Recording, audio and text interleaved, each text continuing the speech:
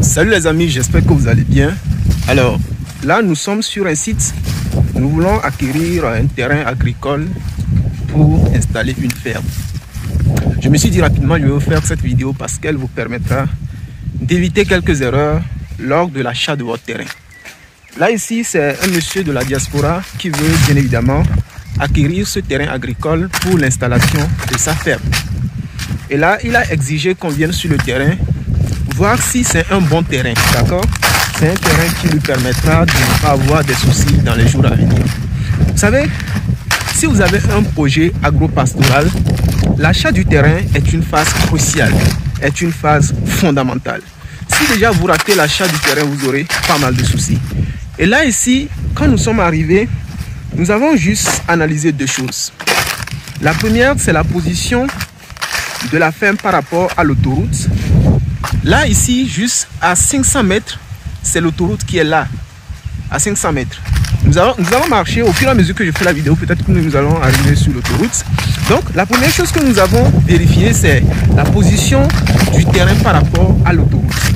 Alors, si, je ne sais pas si je l'ai déjà dit sur la chaîne, si déjà votre terrain agricole est proche d'une autoroute et que vous voulez faire l'élevage des volailles, les pondeuses en l'occurrence, ce qui va se passer tout simplement, c'est que lorsque les poules vont commencer à pondre, vous aurez des chutes de pondre de façon récurrente. Pourquoi? Parce que les sujets seront tout le temps stressés. Tout le temps stressés. Parce qu'une fois qu'il y a du bruit ou une fois qu'il y a de l'embouteillage sur la voie et que les poules attendent le bruit, eh bien, elles seront tout simplement stressées. Donc ça, c'est la première chose que nous avons vérifiée. Et à votre niveau également, si vous voulez acheter un terrain agricole, bien sûr que l'autoroute, lorsque c'est proche d'une voie comme ça, il y a pas mal d'avantages. Si vous faites l'élevage des pondeuses, pour acheminer les œufs vers le marché, ça ne cause aucun souci. Vous voyez, ça ne cause aucun souci parce que ça serait tellement facile. Et ce n'est pas à cause de ça que vous devez forcément acquérir le terrain agricole. Il se peut que le sol soit très bon. D'accord, c'est un sol qui se laisse traverser rapidement par l'eau. Vous allez dire, ok, oh, ça c'est bon parce que avec ça on peut installer une ferme. Non, c'est pas bon. Je pense que même actuellement vous êtes en train d'attendre le bruit des engins sur la voie. Donc la première chose que nous avions vérifiée, c'est la position du terrain par rapport à l'autoroute. La deuxième chose, les amis, c'est la qualité du sol. Ici, nous avons rapidement constaté que c'est un sol qui est humide. C'est-à-dire c'est un sol, c'est un terrain qui n'est pas loin du bas-fond. Donc, si vous voulez acheter votre terrain, les amis, ça, il ne faut jamais autoriser ça. Parce que je suis beaucoup plus dans la pratique. Il y a de cela quelques jours, certains qui ont suivi ma formation, qui sont à Libreville et qui ont en réalité un problème dans la ferme. En fait, qu'est-ce qui se passe? Les maladies sont récurrentes. Il y a très souvent de maladies. Ils ont pris des photos, j'ai vu des fientes qui signalent la présence de maladies. Et cela est dû à quoi? Cela est dû à l'humidité. On voit la litière. C'est-à-dire quand on parle de la litière, ce sont le copeau de bois qu'on utilise généralement. Donc on voit que la litière n'est pas humide. Il faut que quand il y a de l'humidité, les germes peuvent se proliférer de façon accélérée. Donc là, la litière n'est pas humide. L'eau n'est pas versée sur la litière.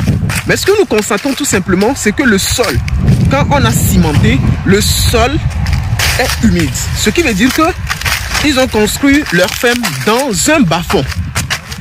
Dans un bas-fond. Donc, ce qui fait que les germes vont se proliférer de façon régulière dans la ferme et donc les poules vont tomber très souvent malades. Donc, c'est les deux choses que nous allons vérifier ici dans cette ferme. Même ici, on avait un avantage. Le courant est passé par ici. Et on pouvait avoir la possibilité de faire un raccordement électrique au lieu d'acheter, n'est-ce pas, un panneau solaire. Parce que les panneaux solaires, très souvent, ce sont des soucis. Tu achètes des panneaux solaires, les batteries ne tiennent pas. Mais malgré ces avantages, voilà, on ne veut pas acheter le terrain agricole. On ne veut pas acheter ça. Parce que, c'est proche d'une autoroute. Là, voilà. Ici, là, je suis proche de l'autoroute, là. Vous voyez? Voilà. Donc, ça, c'est le premier facteur. Le deuxième facteur, c'est l'humidité, les amis. L'humidité. Le terrain est proche d'un bas-fond. Là, ça ne peut pas nous avantager. Même s'il y a des avantages tels que acheminer les œufs vers le marché qui serait beaucoup plus facile, et pas mal de choses. Il est important de vérifier tout ça là.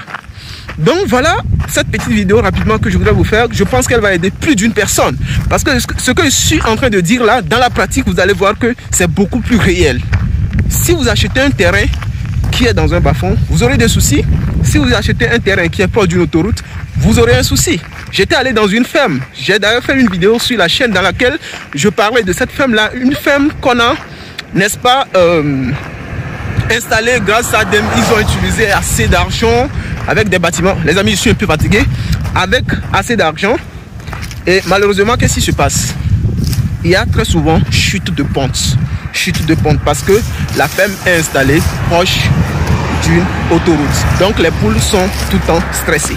Alors merci et évitez de faire ces erreurs lors de l'achat de vos terrains agricoles.